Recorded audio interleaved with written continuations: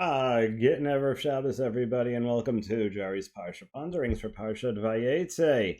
We're going to go over some very interesting thoughts that I've learned over the last year, pretty much, regarding Parsha Vayeitzei. So I hope you enjoy it. And like I said, I'm trying to keep these videos 10 minutes. Last week was an abysmal failure. I'm going to give it the old Bar-Ilan College try, and we'll see what we can do here. So, moving not very swiftly along, let's just get right to it. So, Parshat Vayeitzei begins with the quintessential Led Zeppelin song, number one for the last 19 years on the top 1043 of all time. For those of you who listen to Q1043 in New York, my favorite song, my favorite band, the Stairway to Heaven. And that is exactly what Yaakov was dreaming about. He went to Zeh Shara Shamayim, the Makom HaMikdash. According to many, according to most, some said it was actually in Beit El where it is today, but close enough. And he had a dream of a stairway to heaven, Malachim, Olim V'Yardimbo, angels going up and down on the stair.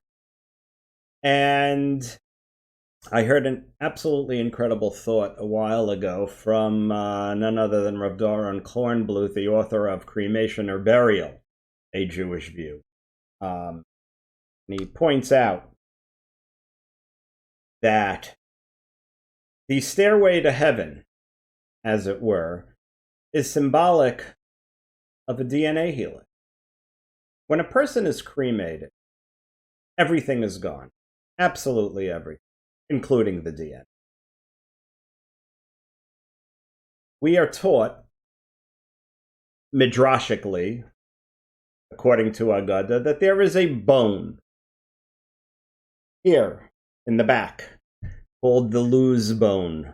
And it is that bone, they call it the Suda Shlishit bone, because they say anyone who has Suda Shlishit is guaranteed to be reincarnated at the time of Tchiyat HaMeitim. Of course, this is allegorical.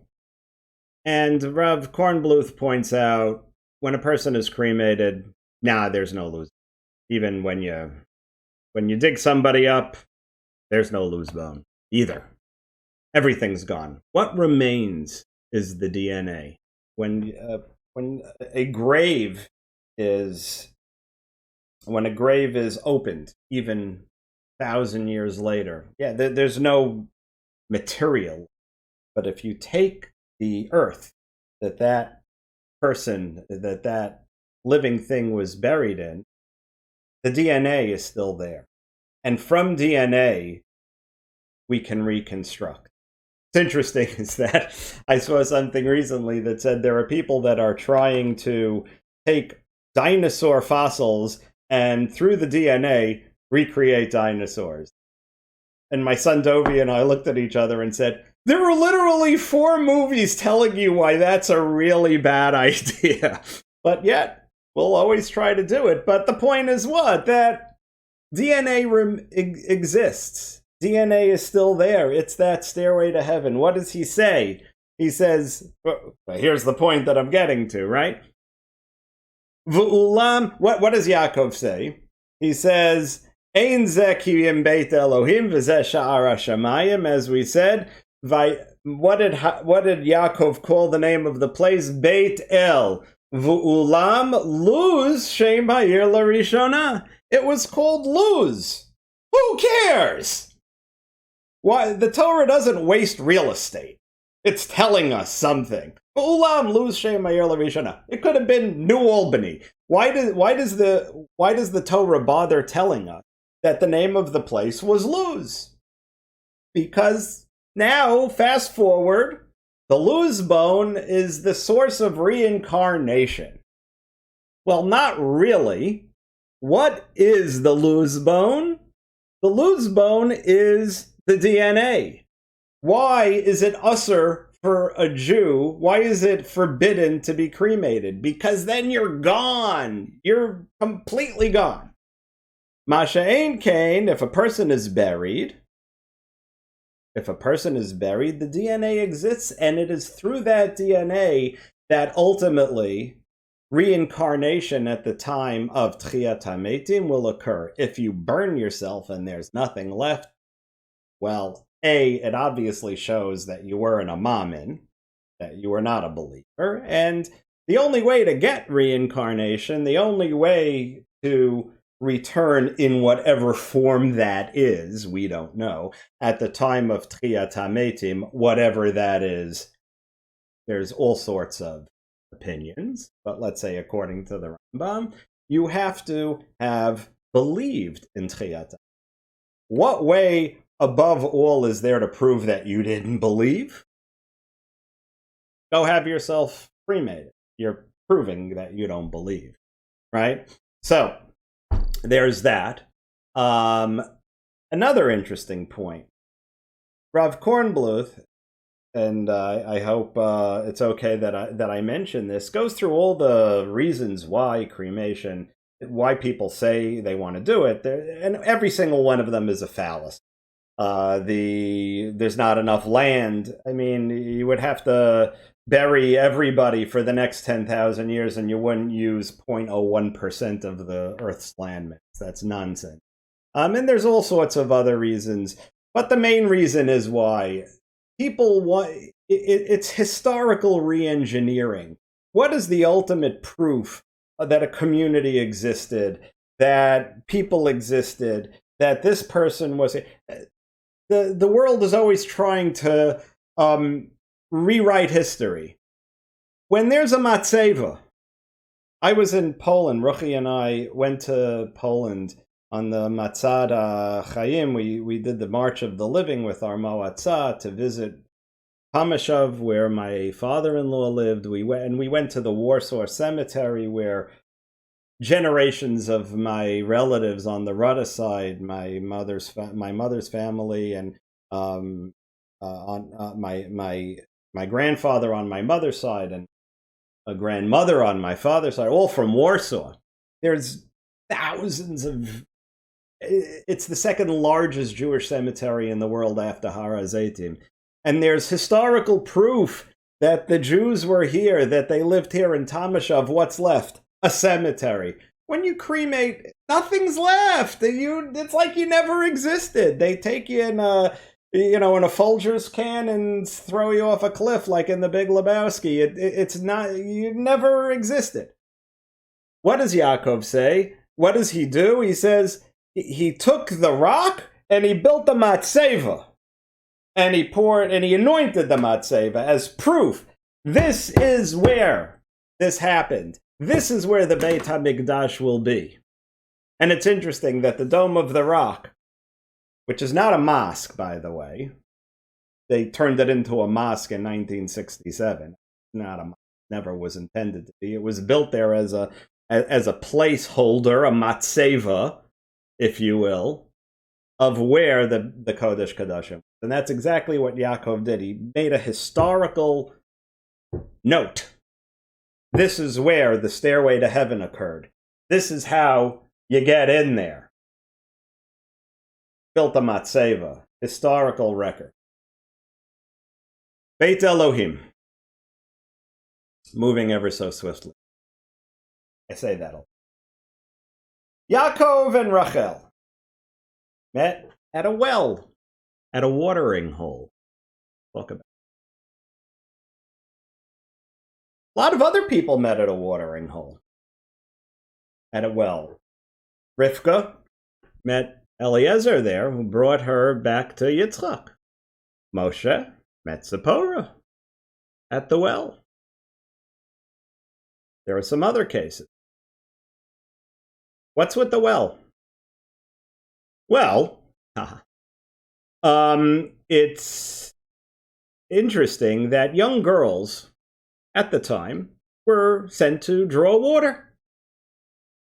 Why? Very simple. In a society, that was where the source of life came from. If you didn't have water, you were gone, right? So they would send the young single girls to the well to meet young single boys. What a fantastic idea. It is the original watering hole, right? Nowadays, at a wedding, we take the boys and girls and sit them separately. Chas v'shalom, they should mix. Doesn't make any sense. You send them to meet one another. That was why they went to the well. But there's more to this, of course. I mean, that's the obvious, very pashut reason. Avram and Yitzchak dug wells. The Torah tells us in great detail, Be'er Sheva, right? Well, that they made an oath there. There were the 7 wells. It's Be'er and the oath on the wells and the 7 wells. And Yaakov and Avraham built a well and put up a mizbeach, vayikra b'shem Hashem. What did he do? He said, here, come have water. Here's water. Make a bracha. What did the Plishtim do? The ancient pallies, they would fill them with dirt and then want to charge for it. Exactly what they accuse Jews of doing. The exact classic anti-Semitism, right? Yitzchak and Avraham did this as a chesed, as a way to bring forth hakarat habore, to thank HaKadosh Baruch Hu. The exact opposite of what the Plishtim. They didn't charge, and they did it as, again, to give praise to HaKadosh Baruch Hu. What the Plishtim did was fill them with dirt and try to take away that chesed. We are people of chesed. We do the acts of kindness for the world. We are, in, like I said last week, an or lagoyim. This is one of the ways that we spread the light, through doing chesed, through doing kindness, acts of kindness, and through that to bring people to bless HaKadosh Baruch Hu. And of course, what is water the ultimate symbol of? Torah. Mayanot shel Torah, the well springs of the Torah. It is through water. Torah is likened unto water because it's ubiquitous. It's everywhere, right? The whole world is mostly water. We are 90% water. It is through the Torah that we bring life unto the world. And it is through Torah that the Am Yisrael, the Mamlechet Kohanim, the kingdom of priests and a holy nation, spreads that light to the world. Again, like I said in previous weeks, through Torah, the actual study of Torah, but through things like a cure for pancreatic cancer that Israel is on the verge of developing, through medical and scientific discoveries and innovations. We bring kindness to the world through the Torah exactly the way Avram, Yitzchak, and Yaakov did. And this is why Yaakov and Rachel met at the well. And this is why Rivka met Eliezer at the well, and it was through her chesed that Eliezer knew that she would be the progenitor of the Jewish people. Another Yaakov and Rachel met at a watering a few years ago. Back in 1980, what year was it? I think I know this. September 8th, 1984, this Yaakov met his Rachel, Ruchi. We met at a watering hole in Yerushalayim called Layla. And as they say, the rest is history. So just as Yaakov and Rachel met at the watering hole, this Yaakov met his Rachel at the watering in 1980. I believe that was the year that Van Halen produced. Matter of fact, I think that was the name of the album. And Yaakov and Lavan. Lavan was the ultimate schemer, trickster, exactly what they accused the Jews of being. What did Lavan do? Yeah, well, Yaakov, we know the story. Yaakov makes a deal with Lavan. I'm gonna work for you for 7 years, and Rachel, and then it's Leah, and then it's Rachel, and then he works for another 21 years. He's in the house of Lavan, right? At some point, he gets the message that things are going sideways. He decides it's time to go home. What happened? He says to Yaakov, he says to Rachel and Leah, I've seen that your father's countenance toward me isn't exactly the way it was in the past. What happens? He hears Lavan's sons talking, and they say, Lakach Yaakov et kol asher la'avinu. This Jew is draining us dry, is sucking our blood. Yaakov has taken everything that belonged to our father. Right? They make the deal with the sheep.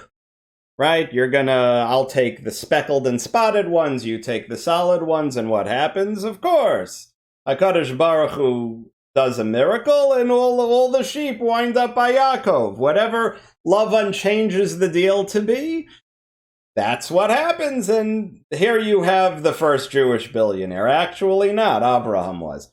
But they say, all this honor came from our father. This is what Lavan's sons say. And again, the Jew is taking everything from us. Exactly what they accuse the Jews of being. This was the first Jew coup, if you will. And Yaakov decides what?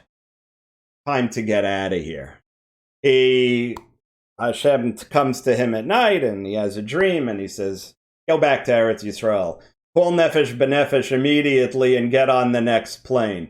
He meets with Yaakov and he meets with Rachel and Leah, and they say, whatever Hashem said, let's do it, and let's do it fast. So they pick up, go. What happens? It says, Lavan heard on the third day that Yaakov had run away. So he chases him for 7 days by a body of water, the river, Nachal, and they crosses the river, and then they have the big argument, and they make a treaty not to cross the river. Does this sound familiar to anybody? Masa avot siman labanim. What happened to our forefathers is a lesson for the rest of us. What happened in Egypt? They had the big Seder after Makat Bachorot. The Jews up and run. 3 days later, they're chased by Paro over the water, and the Egyptians die. But it's a 7-day journey. He chases them. They wind up at the Yam Suf. Hello. I don't need a brick wall to fall on me. This is the same exact story, only it happened to the Jews 210 years later instead of 20. So you see that everything is a historical, it's a historical cycle.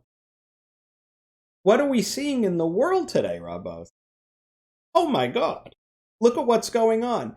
They're calling the whole impeachment of President Trump a Jew coup. Well, Schiff, Nadler, you had the two Michigayim that testified this week, Jew 1 and Jew 2. I mean, the guy, what was his name? Noah something or other, and then the crazy lady. I mean, come on! What are they gonna call it? This is what's going on. I think, listen, I'm a big supporter of President Trump, and I went into great details as to why I am. It's pretty obvious that he's bending over backwards for Am Yisrael here, and look what he's getting in return. Of course they're going to call it a Jew coup. I mean, I don't want to say we deserve it, but if you're in America, no matter where you are, look what's going on in France, look what's going on in England. Hashem's telling us the faces aren't toward us as they were in the past. It's time. It's time. That's all I can say. It's time to come home. We're being told. You gotta listen to your messages. And Masa Avot, Siman Labanim Rabota. All I can. Shabbos Makara Bracha Lakra Shabbos L'chuvan Elcha. You want a part of the Mamlechet Kohanim V'Goy Kadosh? Shmirat Shabbat is your ticket. Have a wonderful Shabbos, everybody. Look at the Parsha. See the lessons. Have an absolutely wonderful Shabbos. We'll be Be'ezrat Hashem next week. We'll be talking about Parshat Vayishlach. Lots of good stuff there. So tune in to Jerry's Parsha Ponderings next week. L'krat Shabbat l'chuvan elcha ki hi makar ha'bracha. Have a wonderful Shabbos. Thanks for tuning in.